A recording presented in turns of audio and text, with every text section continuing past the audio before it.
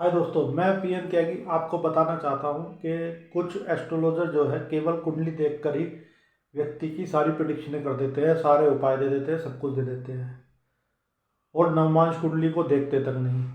तो मैं आपको बताना चाहता हूँ कि ये बिल्कुल गलत तरीका है कुंडली देखने का।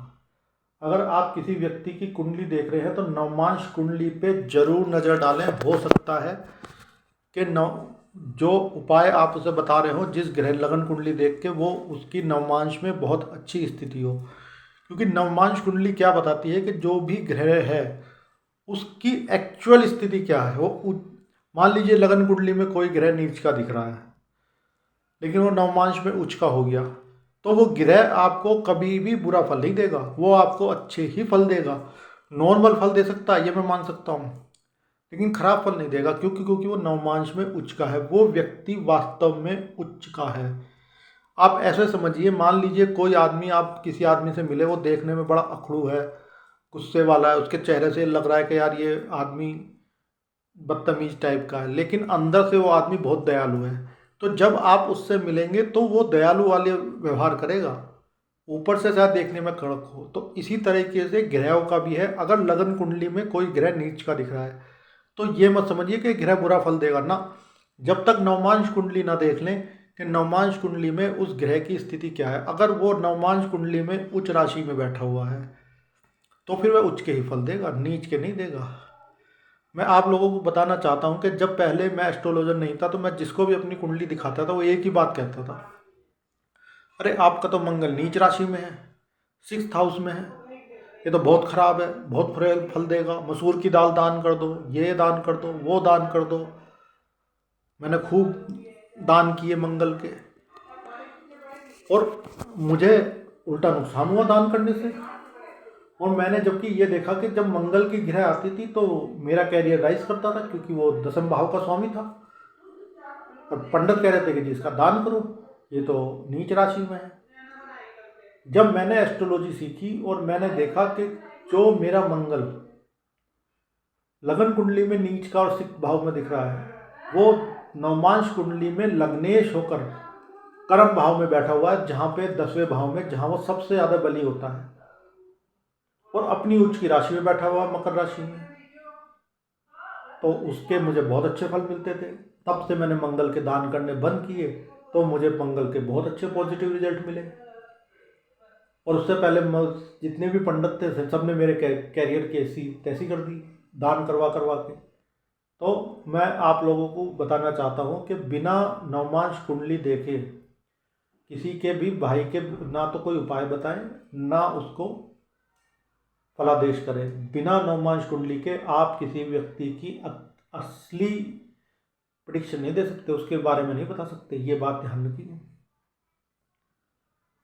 और मैं ये तक भी आपको बताना चाहता हूँ कि लगन शादी से पहले, यानी आदमी जब शादी होती है उससे पहले 75% 70% काम लगन कुंडली करती है और 30% काम नवमांश करती है। लेकिन शादी के बाद नवमांश कुंडली 70 से 75% काम करती हुई दिखेगी, लगन कुंडली 25 से 30% ही दिखेगी। नहीं हो तो आप ट्राई कर लीजिए। जो भी व्यक्ति 30 साल की उम्र पार कर चुका है, या जिस व्यक्ति की शादी को 3-4 साल हो गए, उसके लाइफ में सबसे ज़्यादा इवेंट नवमांश कुंडली के ही आते हैं। इसीलिए पहले लोग कहते थे कि भाई लड़का अगर पढ़ लिख नहीं रहा, कुछ नहीं कर रहा, इसकी शादी कर दो। या बच्चा बिगड़ गया, बच्चा नकारा हो गया, निकम्मा हो गया, तो बड़े बुजुर्ग कहते थे भाई इसकी शादी कर दो, फिर ये सीधा हो जाएगा। तो सीधा ऐसा नहीं होगा कि वो मतलब वो लड़की शादी करके आएगी और उसको मास्टरनी बन के ठीक कर देगी ना। क्योंकि शादी से पहले लगन कुंडली प्रभावित थी, और उस लगन कुंडली की वजह से वो व्यक्ति बिगड़ा हुआ था। जैसे ही उसकी शादी हुई, तुरंत उसकी नवमांश कुंडली एक्टिवेट हो गई और उसे नवमांश कुंडली के फल मिलने शुरू हो गए। और नवमांश कुंडली में जो ग्रह, मान लीजिए जो उसको पहले शादी से पहले खराब कर रहे थे, उसके कर्म को खराब कर रहे थे, उसको बिगाड़ रहे थे, वो अगर नवमांश में अच्छा बैठा है ग्रह, तो वो उसके लिए उल्टा फल देने लगा, बढ़िया फल देने लगा। तो ज़्यादातर केसेस में क्या होता था कि शादी के बाद आदमी के व्यवहार में, उसके प्रोफेशन में, उसकी ज़िंदगी में बदलाव आता ही आता है। नवमांश कुंडली को ज़्यादातर लोग कहते हैं अरे ये शादी के लिए देखते हैं, शादी कैसी, केवल शादी के लिए नहीं देखते, शादी के बाद हर काम के लिए ही नवमांश कुंडली देखी जाती है। और नवमांश कुंडली पहले भी देखी जाती है कि इसमें क्या है क्या नहीं है। बिना नवमांश कुंडली के आप आदमी का फ्यूचर नहीं बता सकते, उसको कोई उपाय नहीं करा सकते। अगर आपने उपाय करा दिया तो उसकी ज़िंदगी बर्बाद हो सकती है, ये बात ध्यान रखिए। तो किसी भी ग्रह को देखने से पहले, उसके उपाय कराने से पहले नवमांश कुंडली का विशेष रूप से अध्ययन आवश्यक है। और अगर किसी की शादी हो गई है और 30 साल से ज़्यादा की उम्र है तो उसकी तो नवमांश कुंडली ही 75% काम कर रही होगी, लगन कुंडली 25 से 30% ही काम कर रही होगी। हाँ, शादी से पहले हो सकता है कि लगन कुंडली 75% काम कर रही हो, 25 से 30% नवमांश काम कर रही हो। तो जो भी एस्ट्रोलॉजर केवल लगन कुंडली देख के लोगों को प्रेडिक्शन दे रहे हैं आंख बंद कर करके, मेरा उनसे अनुरोध है ऐसा ना करें। किसी के जीवन से खिलवाड़ करने का आपको किसी का कोई राइट नहीं है। आपको किसी का प्रेडिक्शन करना है, आप आराम से सब चीज़ों का एनालिसिस कीजिए। बिना एनालिसिस करे आप क्यों किसी को कुछ भी बता रहे हैं। ये एक कुदरत की विद्या है जो भगवान द्वारा आपको दी गई है, तो उसका सही से उपयोग कीजिए। भले टाइम लग जाए, क्या होगा, ज़्यादा ज़्यादा एक कस्टमर 15 मिनट में देख रहे थे, 20 मिनट में देख रहे थे, आधे घंटे में, 1 घंटे में देख लेंगे, लेकिन कम से कम किसी का भला तो होगा। कोई उम्मीदों के साथ आपके पास आया है।